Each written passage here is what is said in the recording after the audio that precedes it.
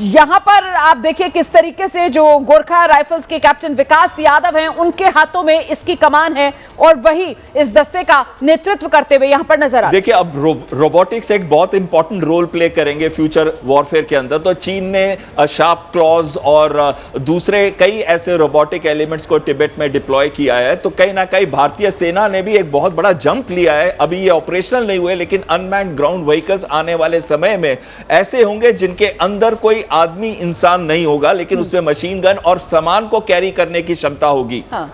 अब इस समय जो मैं देख रही हूं, ये शक्तिबान और दिव्यास्त्र वाहन जनरल मेस्टन, ये अपने आप में एक नई तकनीक और आत्मनिर्भरता के प्रतीक के तौर पर कर्तव्य पथ पर ये आगे बढ़ते हुए।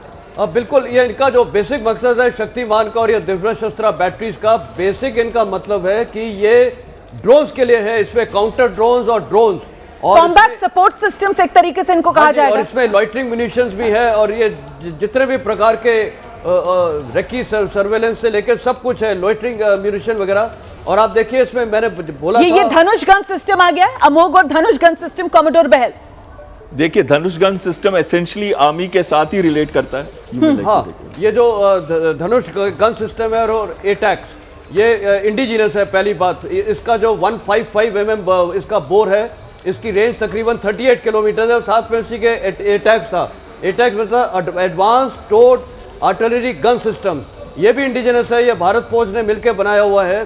तो कहने का मतलब है अभी ये आपको साथ साथ आत्मनिर्भर भारत भी दिख रहा है और ये मेरे ख्याल अभी ब्रह्मोस। इसमें एक बड़ी इंपॉर्टेंट चीज ये आ जाती है कि जो ड्रोन्स हैं अभी बहुत इंपॉर्टेंट रोल प्ले कर रहे हैं वॉरफेयर के अंदर। इस वजह से काउंटर, मैं जरा सा इस तस्वीर के बारे में बता देती हूँ। ये सूर्यास्त्र यूनिवर्सल रॉकेट लॉन्चर सिस्टम है जिसे आप इस समय कर्तव्य पथ पर आगे बढ़ते हुए देख रहे हैं। सूर्यास्त्र एक स्वदेशी बहु कैलिबर रॉकेट प्रणाली है जिसे स्थापित किया गया और इसका विकास और निर्माण जो है वो मेसर्स नाइबल लिमिटेड द्वारा किया गया है। तो देख रहे हैं आप किस तरीके से कर्तव्य पथ पर ये सूर्यास्त्र यूनिवर्सल रॉकेट लॉन्चर सिस्टम आगे बढ़ता हुआ।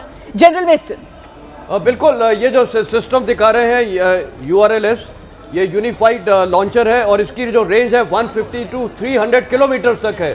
और अब आ रहा है ये आकाश और MR सैम है जो इसमें ये दिखा रहे हैं और ये इसमें ऑप सिंदूर में बहुत इफेक्टिवली यूज किया था एयर डिफेंस कवर। और कहने का मतलब है ये देखिए, ये जो भारतीय सेना जब ऑपरेट करती है तो एयर डिफेंस है, दुश्मन के जहाज है, दुश्मन के ड्रोन्स है, तो ये आकाश सिस्टम है, उसमें इंटीग्रेटेड है, integrated air command and control system.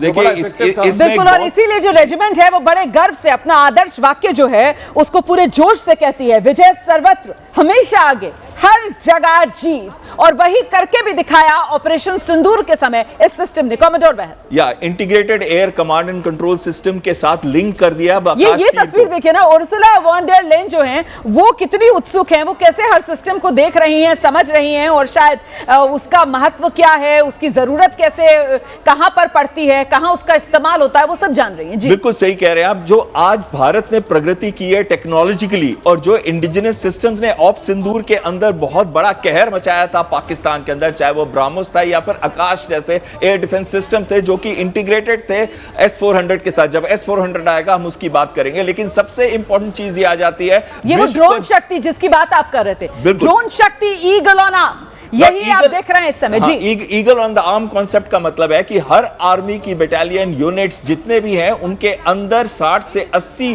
के करीब पर्सनल को ट्रेन किया जाता है ड्रोन वॉरफेयर के लिए भी। यानी कि इंडियन आर्मी ने आज इतना इंपॉर्टेंस दिया है ड्रोन्स को, क्योंकि आपने देखा रशिया यूक्रेन युद्ध हो जहां पे मिलियंस ड्रोन का प्रोडक्शन होता है हर साल में और जहां पे इस्तेमाल किए जाते हैं ड्रोन्स को, आज एक स्ट्रेटेजिक डिसरप्टर की तरह देखा जाता है। यानी कि जैसे उन्होंने जाके स्ट्रेटेजिक बॉम्बर्स है TU-90, TU-22 या फिर दूसरे बॉम्बर्स हैं रशिया के, उसको अटैक किया था यूक्रेन ने, और इतने बड़े बॉम्बर, इतने महंगे बॉम्बर्स को एक छोटे से $5,000 के ड्रोन ने डिस्ट्रॉय कर दिया था। तो कहीं ना कहीं ड्रोन्स का महत्व बढ़ता जा रहा है और हम अपने आर्म फोर्सेस के अंदर, चाहे वो आर्मी, नेवी और एयरफोर्स हो, ड्रोन्स को पूरी तरह से इंटीग्रेट कर रहे हैं। और ड्रोन्स कई लेवल पे आते हैं, चाहे वो आता है हाई ऑल्टीट्यूड पे, मीडियम ऑल्टीट्यूड पे या फिर लो ऑल्टीट्यूड पे ये आते हैं loitering munition systems, first person view drones या फिर ऐसे ड्रोन्स जैसे अब कॉन्सेप्ट में इस्तेमाल किया जा रहा है जिनकी रेंज 15 से 30 किलोमीटर है।